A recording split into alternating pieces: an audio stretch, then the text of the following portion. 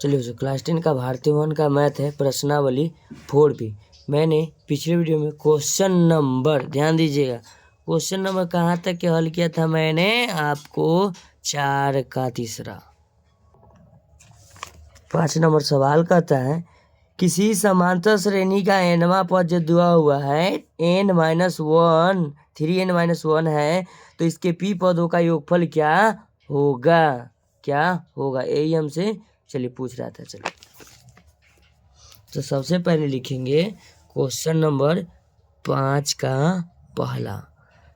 इसमें जो दिया हुआ है समांतर श्रेणी दिया हुआ है, यानी कि Tn हम लिख सकते हैं Tn बराबर 3n-1, कोई दिक्कत, n बराबर 1 2 3 4 5 यानी कि प्राकृत संख्या हम मान सकते हैं, ठीक है ना, मान क्या सकते हो भी करते हैं प्राकृत संख्या। चलिए तो हम लिखेंगे t, पहले लिखते हैं n बराबर 1, तब लिखेंगे T1 बराबर 3 गुना n के स्थान पर अब 1-1 लिखेंगे डायरेक्टली।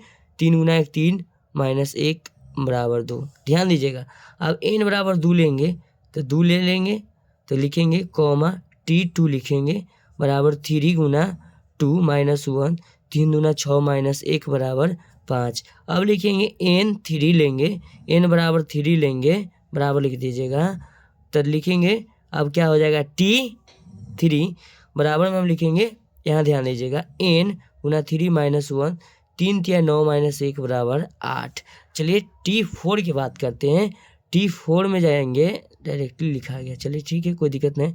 n बराबर 4 कॉमा T4 बराबर 3 गुना 4 -1 बराबर 12 -1 बराबर 11 हो जाएगा। तो कहने का मतलब डायरेक्टली आपको समांतर श्रेणी नहीं देके ऐसे कर दिया, तो हम लिख सकते हैं 2, 5, 8, 11 डॉट डॉट, ये समांतर श्रेणी आपका हो गया, समझ जाइए, ठीक है। तो हम लिखेंगे a बराबर प्रथम पद 2, क्या लिखेंगे 2, उसके बाद लिखेंगे d बराबर T2 माइनस T1, तो 5 - 2 बराबर 3, और n जो दिया हुआ यानी कि p, यानी कि हमको पूछा था p पदों का योगफल, ठीक है।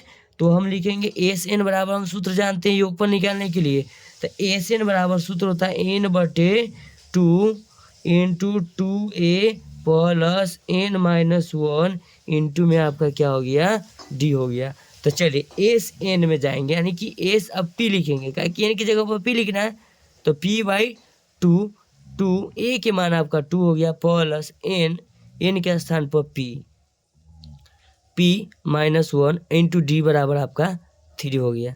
तो लिखेंगे SP बराबर p/2 2 दूना 4 प्लस 3p माइनस 3 गुना 1 3, लिखेंगे SP बराबर p/2 4 में से 3 को अब घटाना है प्लस 3p। अब यहाँ ध्यान दीजिएगा SP बराबर p/2, अब यहाँ लिखेंगे 1 प्लस 3p, कोई दिक्कत नहीं है।